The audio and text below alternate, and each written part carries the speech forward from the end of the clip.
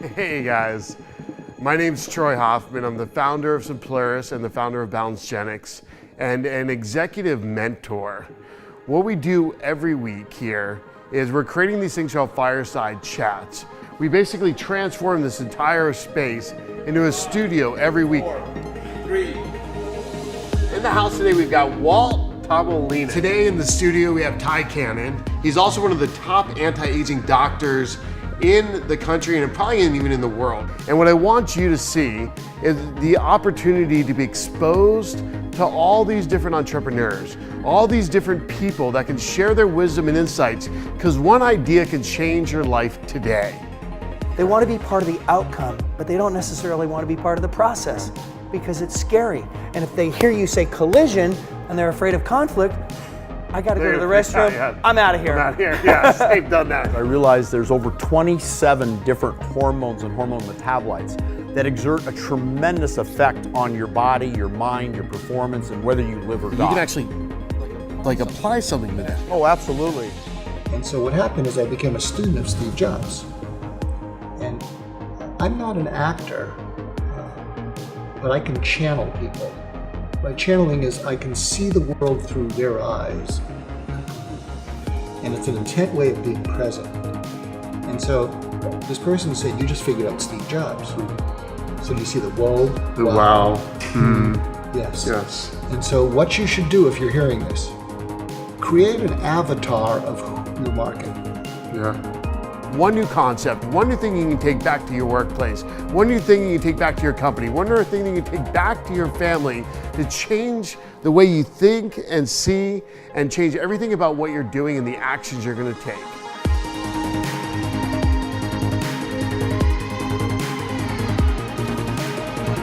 Folks, welcome back to the Fireside Chats. Today in the studio we have Dr. Mark. We've just had an amazing hour of conversation. I wish we could literally show you everything we just talked about just now.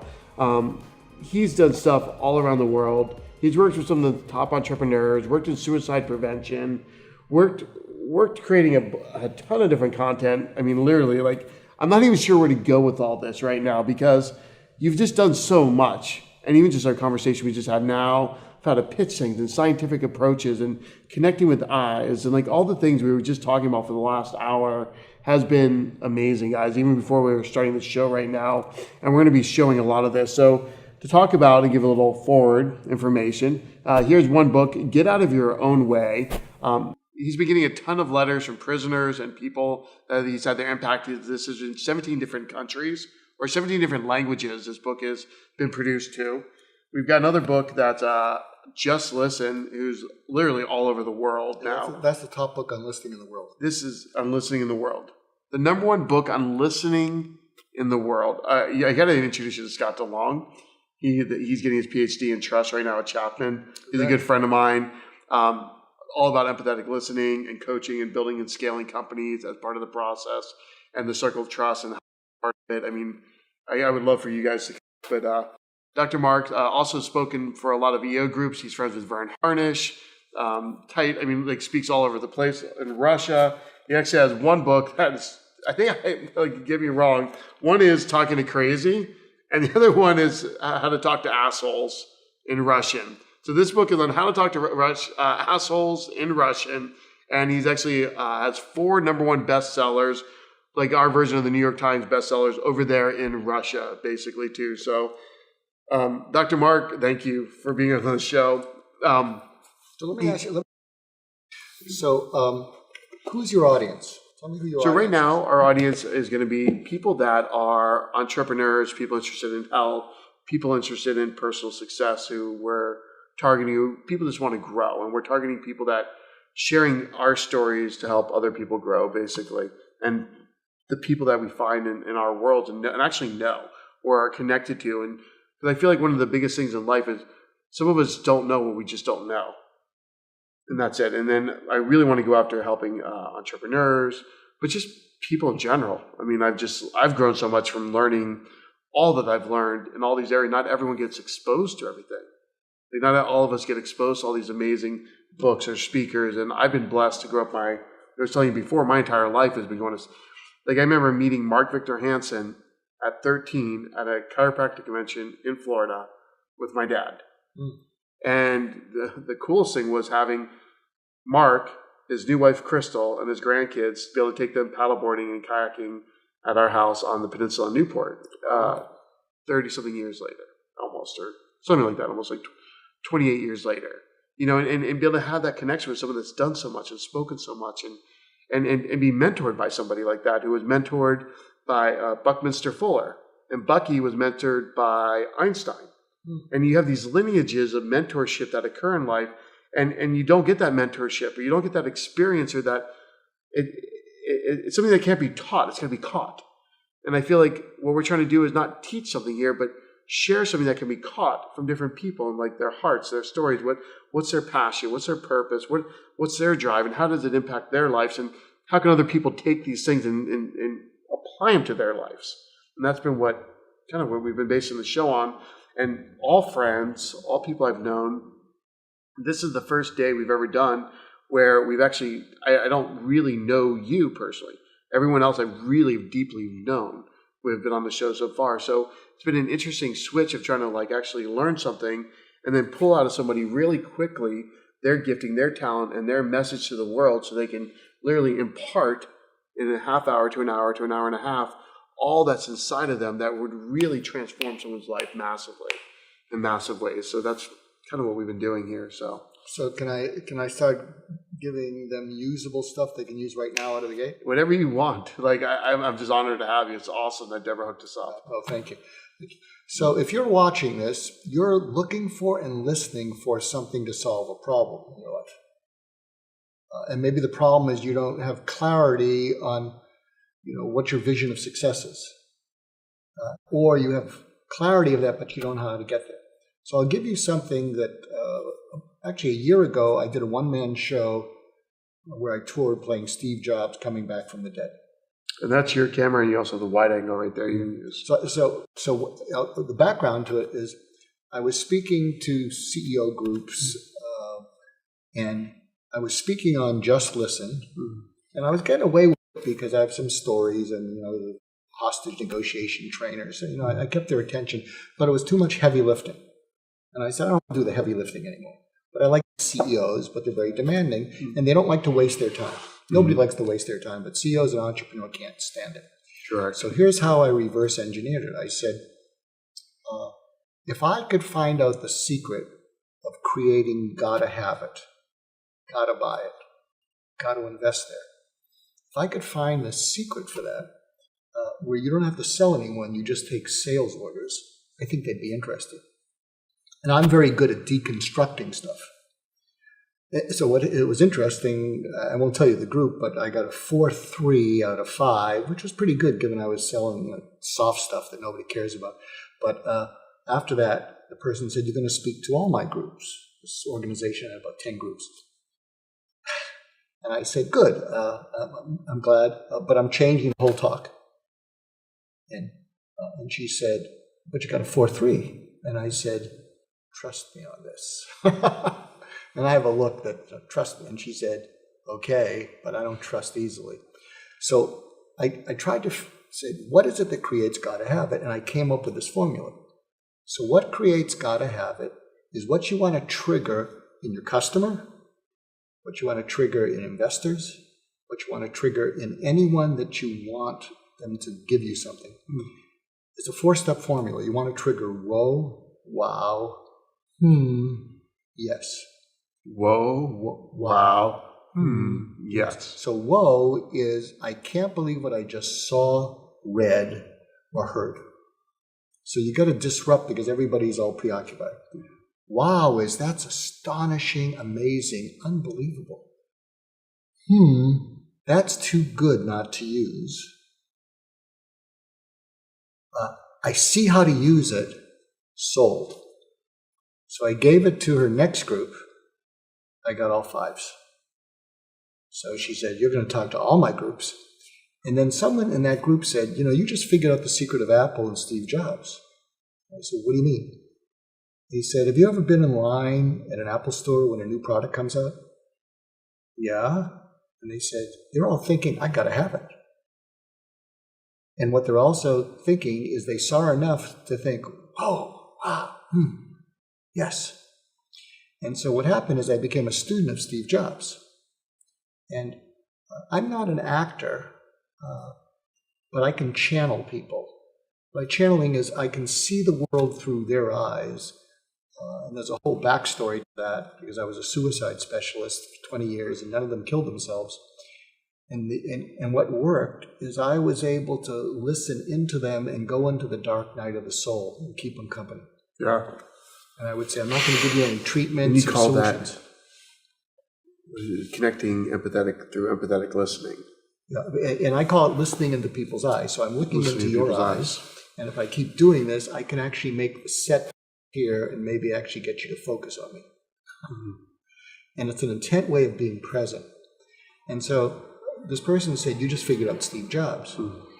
And so I created this one-man show that I took around the country. The problem is, you know, it's been too long now. Millennials really don't know much about him. I mean, they read a little bit, and everybody's really interested in Elon Musk. And I got to wait for him to die because, you know, he might take issue with me. So Steve Jobs retired, but you can get video clips now. But what I do is I show this, and I think I can create a visual of this. But as part of my presentation, I show a clip from a special in National Geographic called American Genius. And there was a clip of Steve Jobs visiting Xerox PARC and discovering the graphical user interface. So what happens is Steve Jobs is there with Wozniak, the characters. So he's there and they show him the graphical, he's like this. Steve Jobs skeptical. I don't believe anything. I'm a cynic. I know more than anyone in the world. So yada, yada, yada. So then they show him someone using the graphical user interface and the icons, and he goes like this. Whoa. That's the wall. Wow. And then what happens is he leans in and he says, can I try that? Can I try that? And then he puts his hand on the mouse and you see him staring and sweating like, and then in the clip, he looks at Wozniak like, you know, Wozniak was the thinker. He said, what do you think? And in this clip, Wozniak says, I told them that once they go there, they're never going back. You know, and then Walter Isaacson, who wrote the Steve Jobs book, said they didn't know what to do with this at Xerox, but Steve Jobs did, and so he went back. Yeah. And his team created the Macintosh. So do you see the whoa? The wow. Yes. Yes. And so what you should do if you're hearing this, and I coach companies in their marketing, create an avatar of your market. Yeah. That could be your investors, that could be whoever, and imagine who that avatar is. And if what they see, hear, or read isn't creating whoa, wow, yes, it's creating nah, never mind, no thanks, bye. You get it? Yeah. So I hope that's useful. The whoa, no, nah, never mind. Bye. Bye. Yeah. Adios. Yeah. No. Got it. And in this day and age, it's getting even more. So I'm going to give you an example of applying something that will, I think, do a whoa, wow, yes for you, this show, and I think for anybody watching. There's a formula for creating amazing copy, but you can use this when you're pitching anything, and the formula is ARCs. And ARCs, that you get the first four thing, whoa, wow, yes. ARCs. Ask your audience, ask your market thing that they'll say yes to. Correct. R was so in other words, and it has to be something that they don't have an answer to. R is you reveal your own story, your own vulnerability. Yes. C is call out the answer to solve it. Call it the answer, to share the answer. Share the answer. And S, send them on their way. Send them on their way to a specific. Right. So we all have ADD. What's the name of the show again? What are we doing? It's Fireside Chats. We're calling this one right now. Fireside Chats. Which is Troy Hoffman's Fireside Chats. That's all we're doing. It literally just. So here's the pitch to you for Fireside Chats. Ready? And you can do it, but I'm doing it for you. Go for it. Preach away. So you're an entrepreneur. You don't have any time. You don't even have time to go to the bathroom. I mean, there's just so much that's pulling at you. There's so many things that you... Day and night. Day and night. Day and night. You don't sleep and it's pulling at you.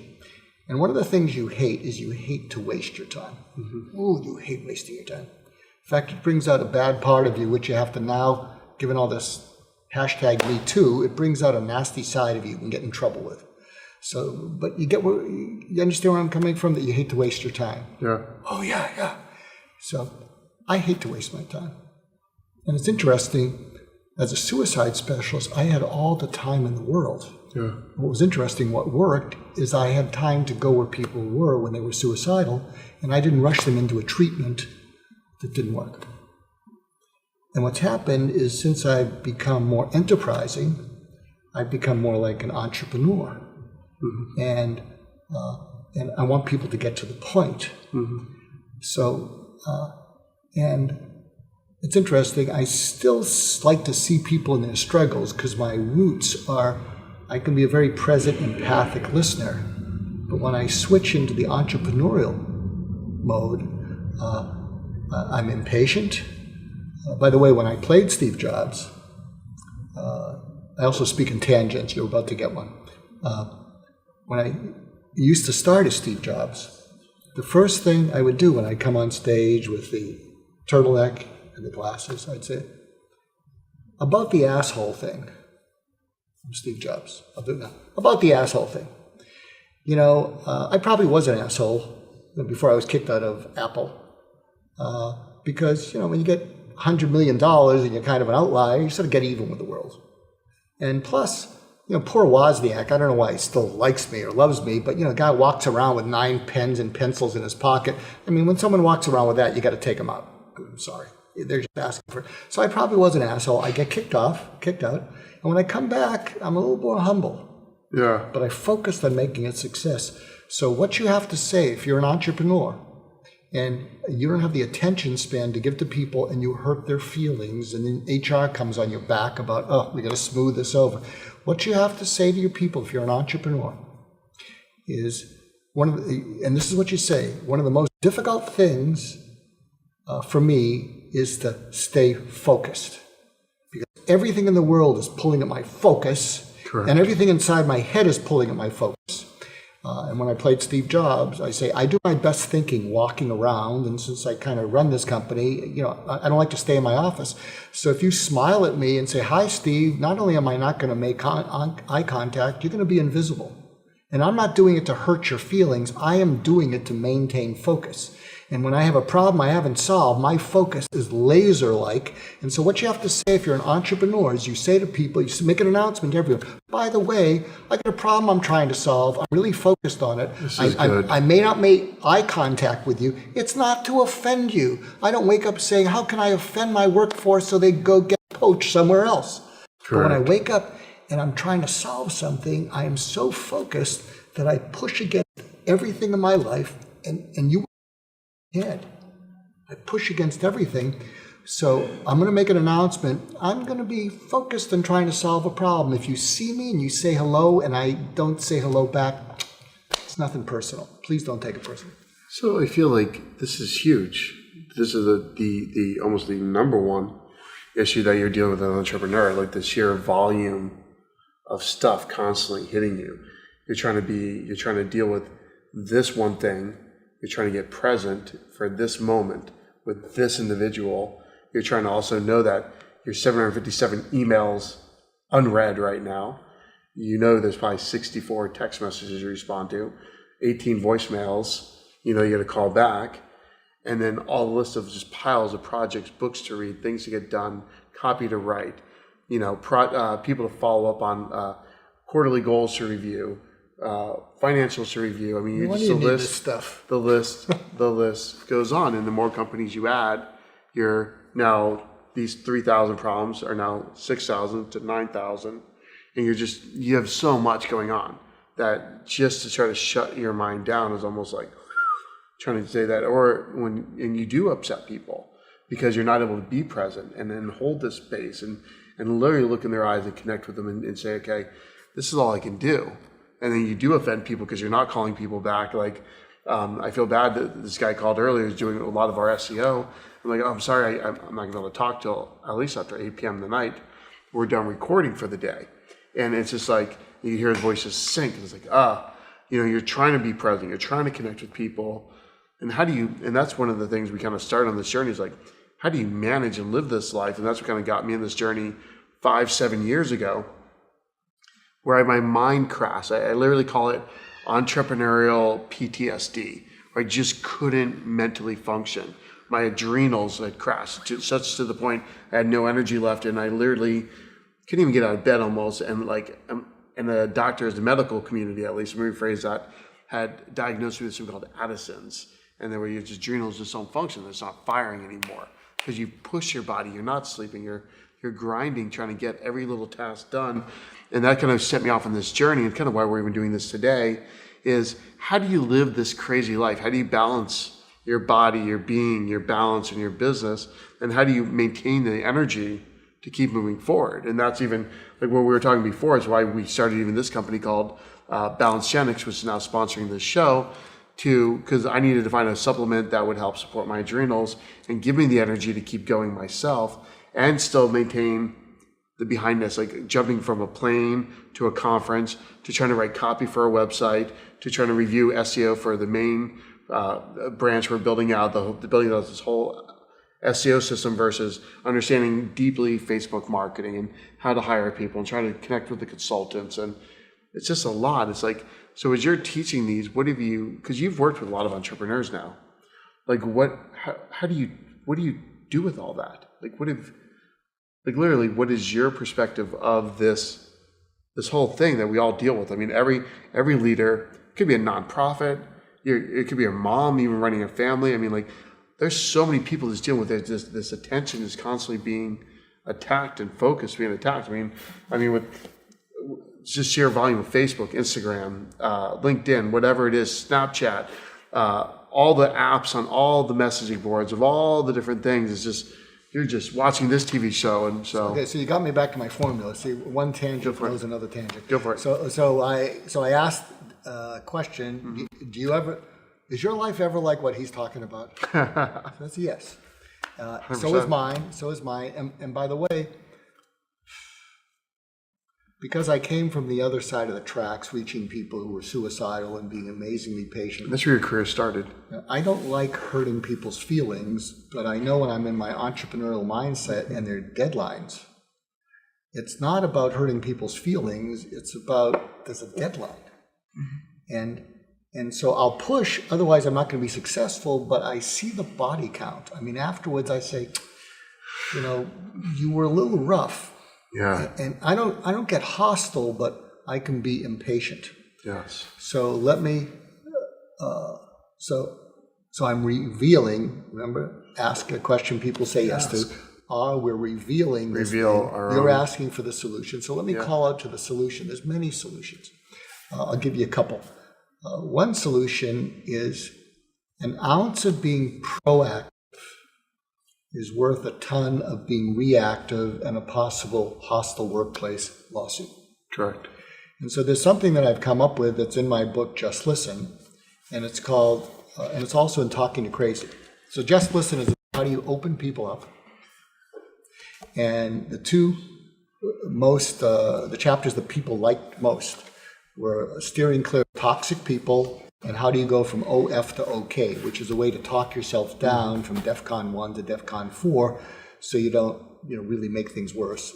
People kept interviewing me for that, so I said, I'll write a book on Talking to Crazy, which is about once you get in. We're going to add your book now into our monthly reading. We do basically a book. We finish it, call it monthly, but it's some are 2 weeks long, some books are 6 weeks long, and we do Crucial Conversations literally every year. It's the #1 book that everyone loves. It gets the most results for the company, and it literally changes even relationships at home. Okay, so I want to help you. This is a freebie. I give too many freebies. No, it's okay. It's okay. My wife will never watch this show. So if you do the Just Listen and you get them to read it, I'll do a free teleconference where I'll take questions and answers. Right, awesome. I love you, man. There you go, Yes. man. We're helping each other. Yeah. Okay, so call out the answer. So here's an example of being proactive. And I work with a company called China Foundations. It's in Shanghai and Beijing. And what it does is it does cross-cultural integration between American managers and Chinese workers. So Microsoft will bring over 1,000 managers, but they have to work with the Chinese workers. And so all they do is cross-cultural integration. So there's something that I've come up with, which is, and again, I got to simplify this, but you'll forgive me once I explain what it is. So there's something I came up with called anticipatory preemptive humility. Anticipatory preemptive humility. And this is what it looks like. If you're wanting to cross cultures, cross genders, cross generations, do a merger acquisition, what you want to say is, if this goes forward, we're going to have a working relationship. And so the Chinese and Americans are doing this with each other. This is, and I know that there are some things that I as an American do or fail to do that can embarrass you in front of all your people. So that after we have a conversation, you have to explain to them who's the jerk from America. I don't want to embarrass you. So going forward, if you can tell me what I must always do and what I must never do, I'm going to do my best to follow your direction because I don't want to put you in that position. Would that be okay?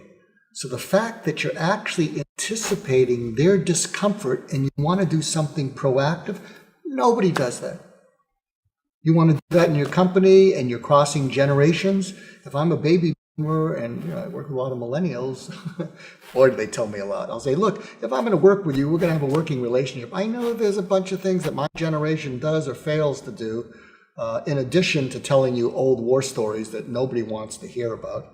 Can you tell me what I must always do, what I must never do, so that you can say, this baby boomer's okay? And then they tell me. And they smile. They say, how'd you know telling old war stories at the top? I said, because I see the reaction when I tell one. Do you follow me? Being proactive. And that's what we talked about with Steve Jobs. If you were to say, I got a heck of a deadline and a heck of a problem, Did and he I actually, focus on so it. when you were telling that story, did he actually do it? What? Did Steve Jobs No, actually no, do it? no. He That's never why, told people. no, because he didn't get it. So I mean, I know I piss people off because I'm so intense sometimes, or I'm totally disconnected sometimes. Like I just can't. So here's connect with people. I just need to get away So here's from, something else you got to work on, and all you entrepreneurs got to work on. Mm-hmm. And when I'm in my entrepreneurial head, I got to work on, and I got to drop it before I get home. We're all momentum junkies. We love momentum. When we're on a roll, we love momentum, and we don't like anyone stopping that momentum. Well, it's Even hard to if we're create. wrong. It's hard to get it going. That's I mean, right. that's the challenge. Like once you get momentum going in like a company in your life, you want to keep it going because once it stops, I mean, it crashes. It causes a lot of problems. I mean, huge. I don't know why it is. But it takes a lot. So I'll tell you something that you actually might want to join. I wasn't going to pitch anything, but here it go goes. for it. Pitch away. I already have one, but I'm starting something. Like, where do you get this chutzpah, Mark? So I'm starting what I call a high colonic entrepreneurs group. Because what's happening is when I speak to entrepreneurs, and one I spoke to the other day, and this guy is hard driving, has a great sense of humor, but he rolls over people, but he's so funny. And I said, what do you want to talk to about? He said, I don't want to vent as much as I do, but I have nobody to talk to. You have to have people to talk to. I have nobody to talk to, and really I just helps. want to vent because when it builds up and I don't have someone to vent, I inevitably do stupid stuff. I yell at the wrong person. HR is up on back. You were a little rough on such and such. I go home, and my spouse will say, your kids hate you. Triggers show up. You're trying to learn to And release so the them. high colonic, you get what it is. The high colonic entrepreneurs is you're here to solve the problem of preventing it building up, not getting it off your chest in the right place, which is this is going to be, and there's going to be a lot of dark humor.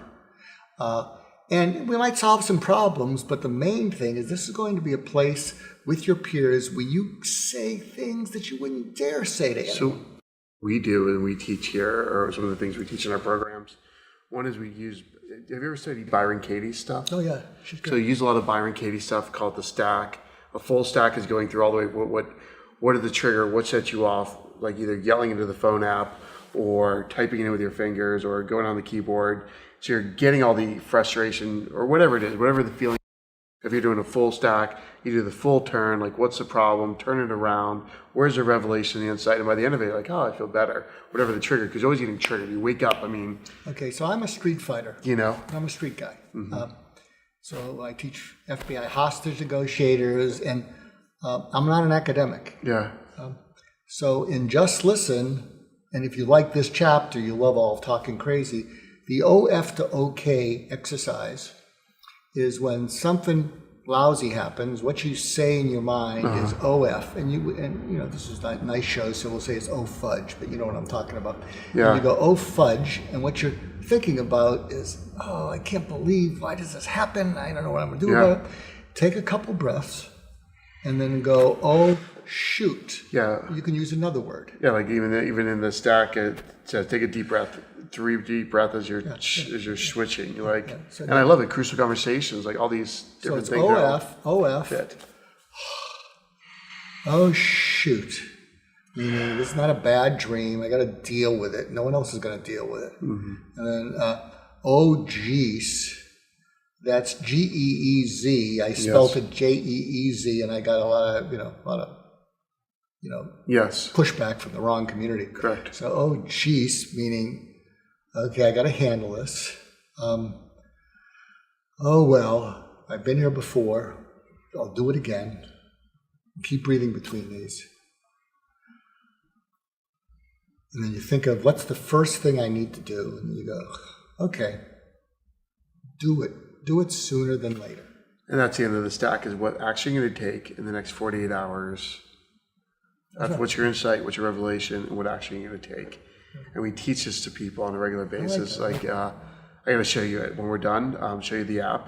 It's awesome, and you can do a stack. And there's also the angry stack, when it's just a shorter version, when it's a happy stack, like why are you happy? So reinforce why you're happy, what's the action, what's the learning in it. So here's my lesson. It's tooting my own horn, but I probably have already tooted it enough times. No, keep going, Mark. Like you've done a lot. Like you've got a lot to share with the world. And I'm hoping people, you get a chance to go Google Dr. Mark and get his books and read his books and really have an opportunity to experience like as much knowledge. I mean, it's like we haven't even touched on some of the stuff we talked about in the room in the hour before. It's just a wealth of knowledge. It's like literally, truly the life spring of just decades of knowledge coming out of them in so many ways. So pay attention to the nuances. Like really watch this. Take notes as he's talking. Like there's just so much good information to literally extract and implement in our own lives and really pour into us that and catch what he's teaching. Like these are extremely, extremely deep lessons that if truly not taught, but if they're actually truly caught, will truly create transformation in your life and the way you deal with things. So keep going, Dr. Mark. I'm just throwing out tips. So what you want to do is, and I'm sorry for the clumsy terms, but hopefully I explain them. What you want to do is use experience near language versus experience distant language. See, I learned that from dealing with suicidal patients because when I said something that was academic, when I said something that sounded clinical, I'd look in their eyes and they'd check out. They shut up. They'd check out. And so I had to let go of that and use language that you can feel as you hear it. If you have to think about it, you'll never get through to a crowded mind. So I love the stack that you're talking about, but it's abstract. OF to OK is experience near language. Mm-hmm. Whereas the other one works well, but you have to pause and you're already stressed. So you're using additional bandwidth to use to try to understand the language. So when you can, use experience near language. And here's another tip. A friend of mine designed Disney, Paris, and Tokyo. His name was Tony Baxter. Big hero in Imagineering.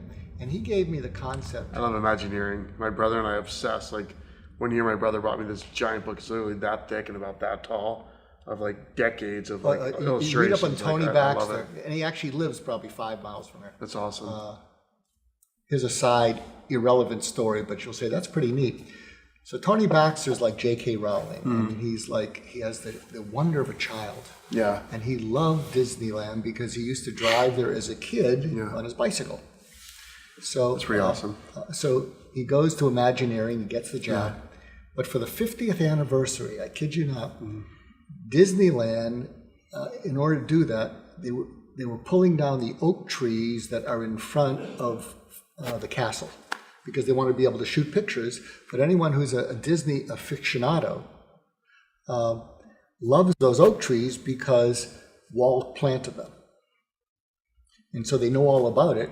And if you're a Disney fanatic like Tony was, that was like an injury. So what happened is, in the middle of the night, he got a permit. He removed the oak trees and he got the world's tallest crane, and he took them from Disneyland and he planted them in his backyard of his house, which is within 10 miles of where we are now. Wow. And he has a video chronicle of his driving all the way through the night with this crane and these the oak trees. So that's passion. But getting back to what he told me, so he gave me the term mental real estate, and I said, "What is mental real estate?" And he said, "Mental real estate is when you take something that's already familiar, so you get into people's minds, and you repurpose it. So it's like one of those, like one of those exploding bullets that once it goes in, like he said, Pirates of the Caribbean owns the word pirates in the minds of kids. So when kids think of pirates, they think of Pirates of the Caribbean. 100%. So Disney owns pirates. Yeah. So in my book, I have some minor mental real estate. Get out of your own way. Oh, people have been telling me that for years. Just listen. Oh, was that about getting people to listen to me, or I should listen? And then talking to crazy. So those all have mental real estate. Yeah. So what you really want to do, and this is along the lines of experience near language, give people something that they can relate to. Fireside Chats has mental real estate. Yes. It needs some tweaking because the energy level that entrepreneurs are at is they don't have the patience to listen to a fireside chat. They'll do it because people are telling them, you got to watch this episode, go check this guy out. You know, fireside chat. Oh, it sounds like my spouse wants to talk to me after dinner. I don't have the patience for that. You know, but you follow me. So fireside chat has mental real estate, but the energy here is such that it's not fireside chat energy a lot of the time. Now you can mix and mingle with it, but you follow what I'm saying. So if you're an entrepreneur, try and come up with terms for your company that has mental real estate, and it has mental real estate because it's experience near, and then have it explode in people's. That's good. That's a good one. Yeah, a good friend of mine who wrote the forwards to a couple of my books, Keith Ferrazzi. He wrote "Never Eat Alone." He's impressive. But think of those 3 words. The 3 emotional words. Never eat alone. Mental real estate. Yeah. And he's an impressive guy. I got to go to, I only met him twice, and I got to meet him one time at like a charity thing. He was doing his, for the kids he's a part of, like adopting or whatever. And it was like a fundraiser, but I mean, like the CEOs that were there, the Hollywood stars, what I remember the most about it was this happened to be that I was hanging out with the Black Eyed Peas that happened to be there, and they were a part of it. You know what I mean? It was so impressive that he's such an amalgamy or just a cornucopia of just these people. I mean, literally all types. I mean, nonprofit people. I mean, just all over the place. The guy was the nicest guy. He's nice. I mean, literally just the nicest guy. Yeah, I'm one of his mentors. It's crazy. If you read his second book, Who's Got Your Back, you know, he was very, very gracious to put me that's awesome. all the time. But I mean, he's just such. I mean, he was such a nice guy. He's like, text me if you ever need anything. I was like, okay, great. You know, I mean, it's the coolest guy ever. So that's pretty awesome. And he's become. He's huge. He's huge. He's extremely well known, quoted all the time by so many people. I was just somewhere else recently at another conference or something. They were quoting his book, Never Eat Alone. Oh yeah, everywhere. I mean, like everywhere. I mean, it's quoted about marketing, selling, everything, like the whole process of it. So it's impressive. There's something I'd suggest. I mean, I'm fortunate. He's one. I'm one of his mentors, and it's been a great ride to see him go through everything he's gone through and come out on the other side and be great. But I'd like to mention the difference between a coach and a mentor, because I do more mentoring than coaching. Coaches, you hire a coach to get you better results, and often a company will hire a coach to get you better results. So often, if you're a coach, you're getting better results for yourself, but for whoever's hiring the coach. That could be an athletic team. Yeah. I do more mentoring. In fact, I won't work with someone to coach unless I can mentor them. The difference between a coach and a mentor is a coach is coaching you to get better results. Where I am in my life, so I'm not for everyone, a mentor is someone who helps you to become who you're meant to be. Yeah. So whoever I coach, let's survive. A mentor is someone that helps you become who you're meant to be. That's fantastic. And so what I do with the people I mentor, also, by the way, if this interests any of you, this could be the deal breaker. You all have to come from a core of goodness. 100%. And also, has to be a part of you that really wants to leave the world better than you found it. You have to have real talent and accomplishments, but you haven't really come close to your full potential. So I help you brainstorm what that is, help you land in it. I make 2 introductions a day, and these are big introductions. But it's not about investors. This is about your future. Mm-hmm. Also, do me a favor, don't contact me if this is you. So you have to come from goodness. You have to want to make the world better. Also, that's why corporate America says, we love you, Mark, but we can't hire you. I said, I only work with people I root for.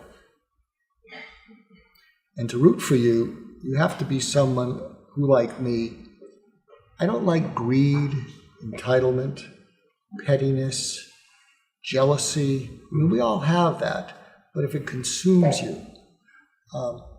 And also, everyone's been through crap in their life. And all the people I mentor are determined to not end up bitter. Mm-hmm. And they have all the reason to end up bitter, but they're determined they're not going to be that. So, and I'm not trying to be hoity-toity, but if you give into all those other things, I can't root for you, because you'll also tend to be someone who hurts other people. Correct. And I won't help you if you hurt other people, especially if it's someone at a peer level or lower. Yeah, very true. In fact, bring me into your company. If you hurt other people, I'll train everybody else to get even with you. Yeah. Hurt people hurt people. I mean, it's just like, if there's something in your life, it's going to show up in your life. Like if you've sowed seeds somewhere, it's going to show up somewhere. If you act out of like fear, sadness, hurt, lack, scarcity, whatever it is, it just shows up. Or even if you did it in someone else's company you worked for. So things I did as a dishwasher as a kid, good and bad, have shown up in my own companies. Like I would take 2 Cokes instead of the 1 free Coke and try to take a second Coke for free. You know what I mean? Then people have taken extra from here over the years. Does that make sense? I bust my ass and would go above and beyond and grind and scrub and do the best, cleanest pots ever and work till 3 a.m. at like 13-year-olds scrubbing the grease things with my boss. And I got people here that will go above and beyond and do amazing things. Like, it's amazing whatever you are just is going to be multiplied in your companies and the people around you. Whatever, all the good and all the bad I've ever done is like Mark. It's like literally propagated in like everything. It's like, it's crazy. I see them like I see someone screwing up in my own company. I'm like, yeah, I screwed that up in my life somewhere. So I'm going to plug a book. that all of you are going to buy, and you're going to buy, and it's not my book. Okay. A friend of mine is a guy named Ivan Meisner. He's the founder of something called BNI. It's 270,000 members in 70 countries, and he has a new book coming out. I'll tell you the concept. I love it, and it's called Who's in Your Room? Okay. And here's the concept. It is brilliant. And he co-wrote it with Stuart Emery, who's a great thinker. Imagine that your life is one room, and there is one door entering it, and there's no exit door. So whoever you let into your room is there for life. You never get rid of them. And so you got to be careful who you let into the room.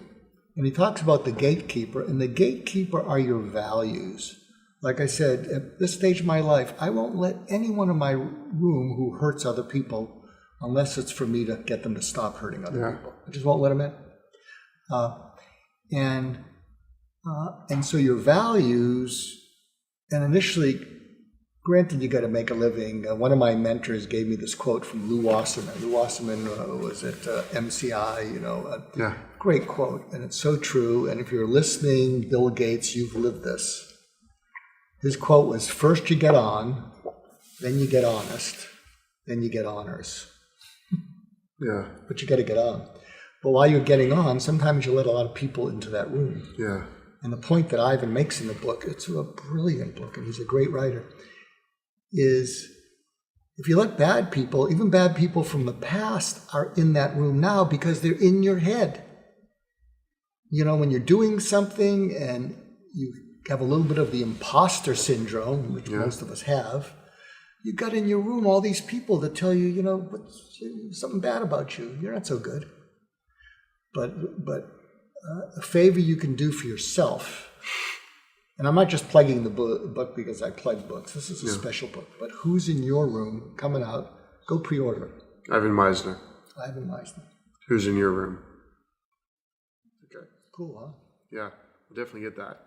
So let's see where we're at on time.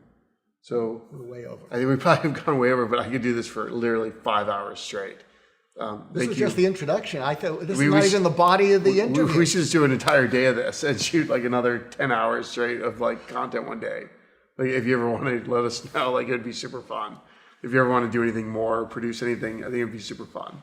Like we love this, and we could have all kinds of debates on like all these different things and like tie it together because there's just so much to share. So here's a shared pitch for our next show, because we didn't do it today. We were going to do it. Okay. So I had a podcast called Prison Letters. You can still find it. It's one of the top prison-related podcasts where I read letters from people in prison who read Get Out of Your Own Way. Yeah. What is just launched is something called My Wake Up Call. And I've already got it stockpiled. So it's launched, and we'll just start doing it. And so what My Wake Up Call is about is having people like you share your wake-up calls, any ones you want to share, but the more meaningful, the more that maybe even brought you to your knees and that you learn from, the better. And what we're going to do is I'm going to interview you about your wake-up calls, and you're going to interview me about my wake-up calls, and we're going to co-promote it. Your people will get the video of yours, and people get the audio of mine. But you can check out on iTunes My Wake-Up Call. More of the world doing this type of stuff, more of this type of value, whatever you want to call this, more people out there sharing their stories, more people lifting other people up, more people literally pulling everybody up and encouraging, like the more people that can do this, the more it'll elevate the entire earth. Because you look at people in personal development, or quote unquote, all the statistics, it's only like 5 to 10% of the population. That means 90% of the population's not getting through a stack of books to change their mindset.